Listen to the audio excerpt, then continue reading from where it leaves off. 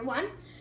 There was the science fair, but it was canceled due to COVID-19, and I did it early because we were going to be busy, but then the science fair didn't actually happen. So here is my 5th grade science fair project. It is called Measuring Apparent Motion Using Flipbooks. So the procedure basically is that I made 4 flipbooks of a moving dot using 1/2 of an index card for each page. Here is an example of a flipbook. This is flipbook 1, flipbook 2, flipbook 3, flipbook 4. So, and then there's the fact that in each flipbook, the dot moves up and down the page at a different spacing. In the first book, the green dot moves 1 line down every page. Again. Can't see it.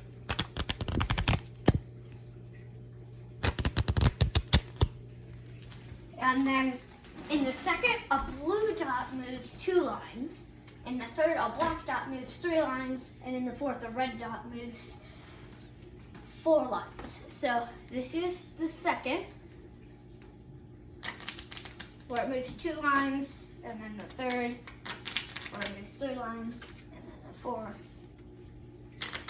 where the fourth pretty much doesn't look like anything. And then the idea is that the dot is animated into motion when the pages are flipped. I found 10 volunteers of various ages, and I had them flip the books.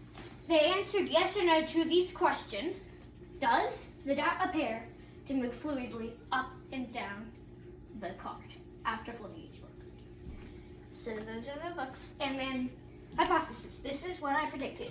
I predicted that the more spaces the dots move each page, the more jumpy the books seem. I think the most answers will be book 1 yes, book 2 no, book 3 no, book 4 no. Which means that the first book, where it moves 1 space down each time, will be the only one where they think it moves fluidly. Materials: 50 3x5 index cards, and then cut in half. Binder clips, 4 different color markers, pencil and paper. And then this is basically seeing each page is spread out of each book. Book 1 has it move 1 line down. Book 2 moves 1 line down. And all of these get extended for 25 pages. Book 2, these are just the first 10 pages. Book 3 and book 4, which doesn't look like that much. And then this is my sheet that I was actually carrying around while showing everyone. And here are all my ages, and here is what people saw. So book 1, I was definitely correct about that one. Book 2, most people said yes, except for 2 people, 25 and, 77 and 7. They said no. And What are they answering yes or no to? I said no to the book being fluid because it was too jumpy, but everyone else said yes. I was incorrect about that. And then everyone said no except for the 7-year-old, and then everyone said no on the 4th book. So book 3 and book 4 were very jumpy and less fluid, and book 1 and book 2 were the gap was between book 3. And what did you learn from that? I learned that the more spaces something that is getting animated is from the next position, the more jumpy it looks. So read your conclusion for us. So here are some pie charts and other data about the answers. And then results. The more spaces the dots moved each frame, the more jumpy the book seemed. The difference between smooth and jumpy that was reported the most was between books 2 and books 3. And then there were people from ages 5 to 77. There was a 5-year-old, a 77-year-old, a 10-year-old, a 25-year-old, a 43-year-old, blah, blah, blah, blah, blah. The 7-year-old and the 77-year-old were the only two people to not answer the most common answer. That was book 1, yes, book 2, yes, book 3, no, book 4, no. So most people answered that. Conclusion.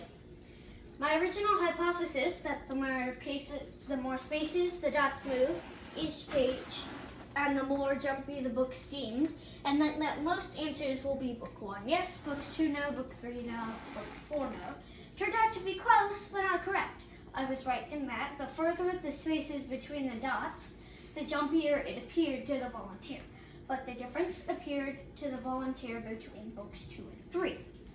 To make a good animation, the change there is between frame and frame should not be obvious. The standard frame rate that animators use is 21 frames per second in movies, which means that 21 frames would play every second. And the frames would be like a page in a full book. The trick works because the human brain is trying to make sense out of what it is seeing, so it makes the animation smooth. Also, if you blink, your brain fills in the image you're probably seeing. So if you're going like this and then you blink, it fills in what you probably were seeing. In normal life, the eye takes in still images at 1,000 frames per second. Your brain gets 1,000 frames per second input from your eye, but it can't handle that all at once. For most people, 150 frames per second are actually being comprehended. In an article titled Persistence of Vision, How Does Animation Work? The author states, animation works by using an optical illusion. By presenting a sequence of still images in quick enough succession, the viewer interprets them as a continuous moving image. This is the same principle that enables live-action film and projection to work. Film theorists often refer to this illusion of movement as the persistence of vision. And then there are more animation toys using the frame rate. Basically what happens is they spin around. It was hard to show on camera because of the way that cameras work, but they spin around. They're called, however you pronounce that, and Phenakistoscope. Okay, and basically what happens is there's a mirror, and you spin them around and look through the holes, and basically when you spin them around, it looks like the animation is happening. In this one, the skulls get smaller, and in this one, the girl is moving faster than the boy. So that is it. That's my science fair project about measuring apparent motion using flipbooks.